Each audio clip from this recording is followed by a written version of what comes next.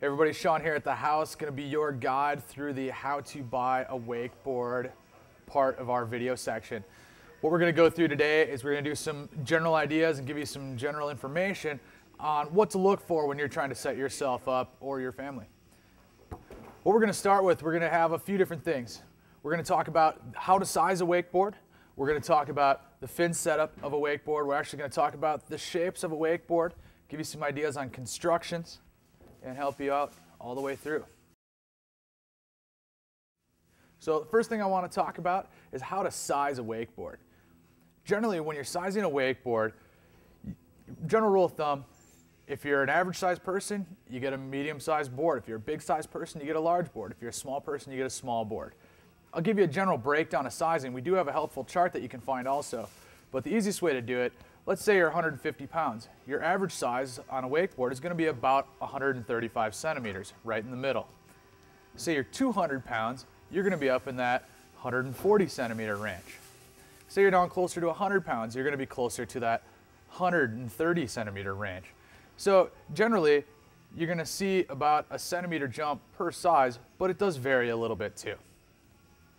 So the most general question we get asked, especially by families, is how do you size a board when you're trying to fit multiple people? Wakeboarding is generally set up just like snowboarding or skiing or anything like that, where usually you're going to have one board per person, but in a lot of times there's actually an entire family or group, or maybe you got some friends that want to ride with you too. What we try to do is figure out the average size of that rider and then put that into your category for what size wakeboard you're going to have. You're going to run into a few problems sometimes. If you have, little Jimmy and then Big Dad want to ride the same board, it doesn't always work. Sometimes you're going to have to get a couple different sizes.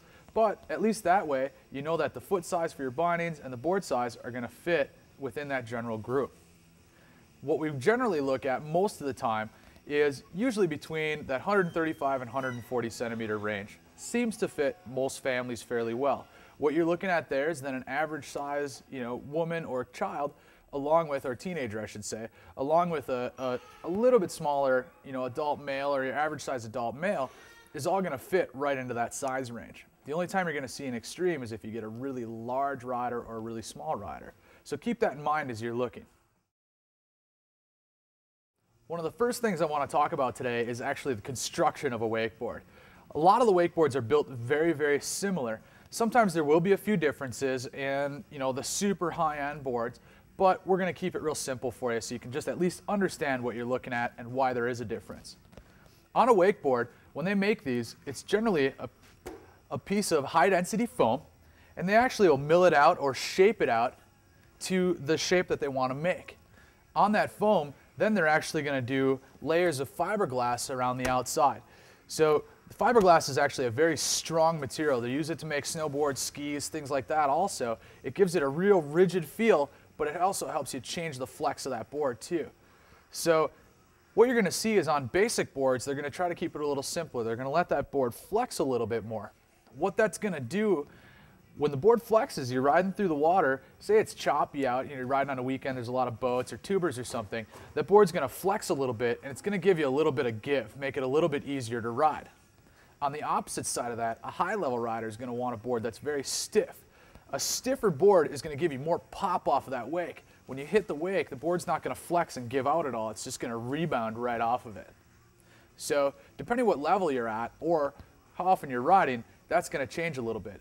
The stiffer boards you're generally going to see on the higher level pro model boards. On the lower level boards, when they're not a pro model board, generally that's where you're going to see they're going to be a little bit softer. Don't really take that too far out, but just keep in mind that's what you're going to gain as that price bumps up a little bit. So I do want to talk about a couple different deals as far as construction. There's a few new things going on now that don't follow that basic foam fiberglass layup.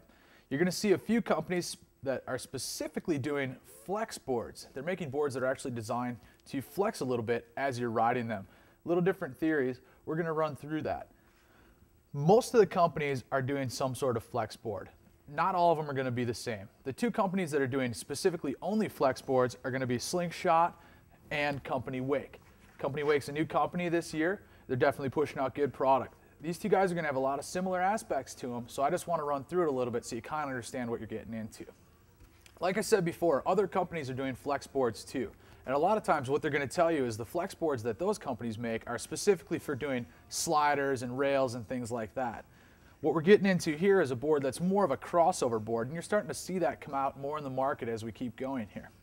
So these boards are actually designed so that through the center of the board, they're very rigid. So before I talked about how a stiffer board is going to give you more pop off the wake. Well, they want to keep that, but they're also trying to give it a little bit more rebound to give you a little bit more height. So what they're doing is on the very tip and tail of these boards, they're very thin. They're actually somewhat flexible.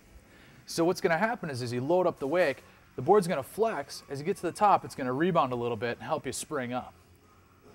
Now the other thing it's going to do too is on landings. You're going to see a lot of different scenarios on how boards are made to help soften your landings. And I'll run through that later, but I'll run through this one right now too, just specifically for these flex boards. Flex boards in general are going to be a little bit flatter boards. They're not going to do a lot of shaping on the bottom. What they're trying to do is keep them real thin and real lightweight. But with that flexible tip and tail, when you land, the board will actually flex out a little bit and make it softer for you. So as you land, you don't get that real hard, brutal landing. It's just going to give a little bit for you also. So Company Wake and Slingshot are definitely doing something real specific. And like I said, there's other companies too that are doing flex boards. We'll talk about that a bit later.